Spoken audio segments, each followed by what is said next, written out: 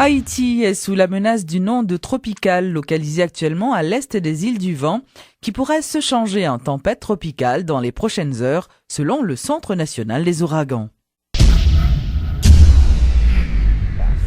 La commission sénatoriale chargée d'évaluer le dossier du Premier ministre désigné soumettra ce mardi au plus tard son rapport par devant le bureau du Sénat. C'est ce qu'a annoncé le président de la commission, Jean-William Gentil.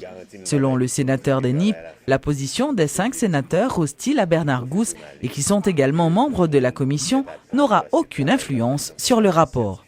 Il n'est pas influencé pour plusieurs raisons. Premièrement, toute commission est toujours faite dans le même esprit. Ça a toujours gagné différentes tendances qui représentent dans le scénario, participer dans la commission. Deuxième bagaille, commission pas nous, c'est une commission essentiellement technique. Avec dit ça, nous pour nous faire, nous juste pour nous regarder est-ce que pièce M. Gousse Bayo est conforme à l'article 157 là. Donc, c'est un essentiellement technique et qui vient pour nous faire ça, nous juste aller dans l'institution qui délivre pièces pour les gens qui est responsable de l'institution, ça dit nous est-ce que oui ou non pièce ça est correct. Donc, quelle que soit la position idéologique et politique ou nègre, comment si les gens qui te mettent pièce là dit correct, ou va le mettre et valider dans tout. Donc, ça n'a pas de problème dans ce sens. Et il faut que tout le monde participe dans la délégation, essayer de venir avec le rapport. Donc, ça n'est pas fait dans le rapport, c'est juste une synthèse de l'information que nous mettons dans le rapport. Donc, pas aucun problème fondamental dans ça et pas même un problème pour endosser le rapport. Donc, nous pas de danger dans ce sens, mais malgré tout, le rapport c'est effectivement un bail technique, mais vote là c'est pour un vote politique, donc on pas garanti que parce qu'il est endossé le rapport, même si le rapport est favorable ou pas, qu'il est obligé de même vote là. Parce que c'est pas le rapport pour le voter, c'est surtout M. Gousse qui va le voter. C'est ça qui est important pour nous souligner. Le sénateur de l'Artibonite, Yuri Latortue, salue le rapport publié par le Réseau national de défense des droits humains, accusant de corruption des parlementaires de la plateforme Unité émargée au budget du ministère de l'Intérieur et des collectivités territoriales. De l'avis de M. Latortue, c'était une stratégie mise en place par le gouvernement de René Préval pour financer la campagne des candidats proches du pouvoir d'alors. Moi, nous trouvons son favoritisme que le pays. Puisque le budget, ça n'a pas de cob pour tout consultant, et pas seulement dans le ministère intérieur, c'est dans tout l'autre ministère qui est des par parlementaire. Ça, c'est yon. C'est un système que l'unité te mette sous pied pour défavoriser. Yo bien comme ça, je dis. Il y a regardé la question de parlementaire. Mais alors, qui spécialité et qui gagne comme ça pour 22 consultants dans le ministère intérieur, et puis tous ces anciens députés qui sont en campagne? Deuxièmement, pas de COB dans le ministère intérieur. Ça n'a pas de nouveau COB qui était là pour envoyer consultant. Budget octobre 2010, ça c'est budget octobre 2009 là, qui était reconduit par moi en attendant que l'autre budget est venu. Donc non seulement il y a un favoritisme, mais deuxièmement, son COB il a cherché l'autre côté qui va pour y mettre là. D'ailleurs, la question ça t'a fait, il y a des députés, il y a nous deux qui te disent pas là-dedans. Parce que vous ne connaissez pas de bon. C'est un système que l'unité te met sous pied pour te mettre moyens l'État à disposition de candidats pour te passer l'élection. Mais ça le y est. Et je dis à nous demander pour aller dans tout le ministère, nous demander enquête sur 497 millions, nous demander enquête sur achat équipement CNE et nous demander enquête sur tout l'autre point que nous avons soulevé là, qui n'est pas clair. Et que le gouvernement, le système, ça a été toléré et que je dis, il faut qu'il y ait vérité faite sur lui. Parce que si pas une vérité faite sur lui, n'importe quoi ranger pour une majorité, pour un premier ministre, pour perpétrer même question ça. Et puis après 5 ans, l'on garde nous dans le même état, moun en battante, moun bas travail.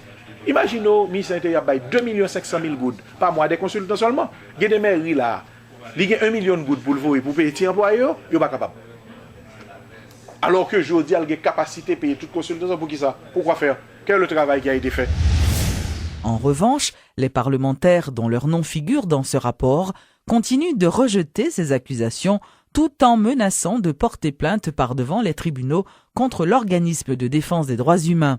Tour à tour, les députés Antoine Rodon Bien-Aimé et Faustin Poli. Effectivement, nous disons, et nous avons dit ça nous dit, parce que nous parlons pour nous faire diffamation. Nous parlons même avec le cap violé les droits moun. Oui, nous avons un contrat dans le ministère de l'Intérieur. Et un contrat, après le mandat, nous fini en 2010. Et le contrat, il résilié immédiatement que l'élection est finie et nous avons pris investiture nous le 25 avril 2011, j'ai tout le monde connaît là. nous pas gagner de chèques. Il paraît impossible pour gagner 2 chèques qui sortent en même temps, son même nom dans le ministère des Finances. Et messieurs dames, ils ont amusé, ils ont dit que non seulement nous avons touché dans la Chambre des députés, nous avons des chèques qui sortent dans nos noms et dans le ministère de l'Intérieur. Qui est faux. Comme ils ont habitué à assassiner les gens politiquement dans le pays, ils veulent continuer à faire, nous disons c'est assez. Nous n'avons pas décidé de quitter Marie-Hélène Gilles avec Pierre Espérance, lyncher nous, pendant que la population fait nous confiance sur nous vote. Pour honneur pas nous, pour honneur famille nous, pour honneur société, pour honneur tout le monde qui sont voté pour nous, nous décidons de porter plainte contre l'organisation. Eh bien, yo même, yo pour y prouver que pendant que nous députés, nous continuons à recevoir chèques, nous continuons à recevoir chèques comme conseiller dans le cabinet ministre de l'Intérieur. Le directeur général du CEP, Pierre-Louis Oppon, a été invité ce lundi au parquet de Port-au-Prince sur demande du commissaire du gouvernement AI de Port-au-Prince, maître Sonnel Jean-François. Monsieur Oppon, qui devait s'expliquer sur les fraudes et les actes de corruption ayant caractérisé son administration, se dit étonné d'apprendre qu'il a été frappé d'interdiction de départ. Il y a des questions à poser dans le cadre d'enquête qu'a mené sous 3 conseillers que y a cherché que y a une convocation contre eux, il pas qu'à venir chercher eux.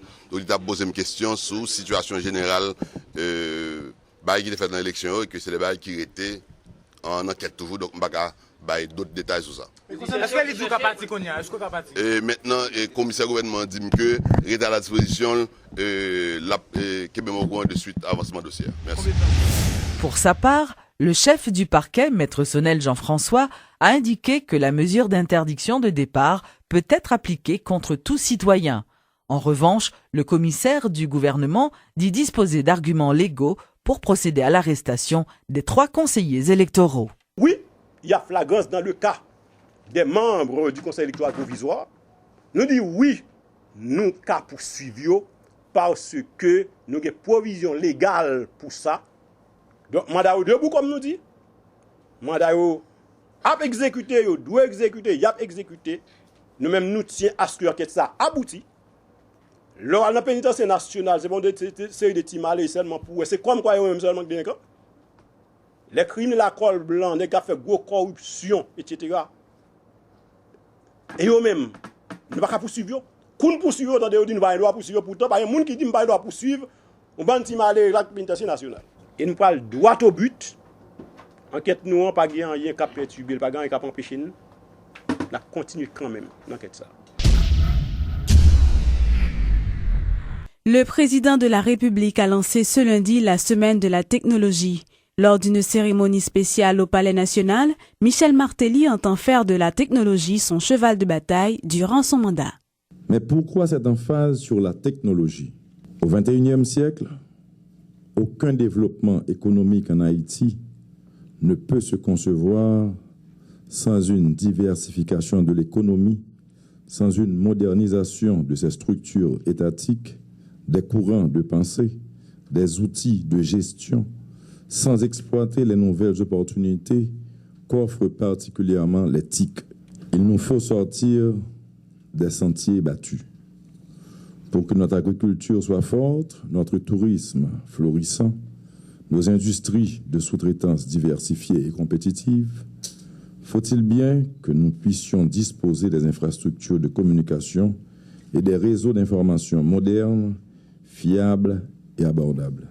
Le secteur des télécommunications représente aujourd'hui le plus grand contributeur en revenus de taxes pour l'État et le plus grand employeur en termes d'emplois directs et indirects. La rupture dont j'avais parlé avec l'ancien système passe nécessairement par une exploitation accrue des outils technologiques. Et sous ma présidence, et dans le domaine d'éthique, j'aurai 3 grands axes d'intervention. La modernisation de l'État par l'introduction d'outils technologiques rendant la gestion de l'État plus efficace, plus efficiente, tout en améliorant la qualité des services publics aux citoyens. La création d'emplois et d'entreprises dans le secteur des TIC, en encourageant les investissements locaux et étrangers en vue de diversifier l'économie, de stimuler l'innovation, particulièrement parmi les jeunes qui constituent la majorité de la population et représentent l'avenir du pays. Le maire de Delma a inauguré vendredi dernier le palais municipal de sa commune. Une cérémonie spéciale a été organisée. Plusieurs personnalités importantes avaient pris part à cette activité.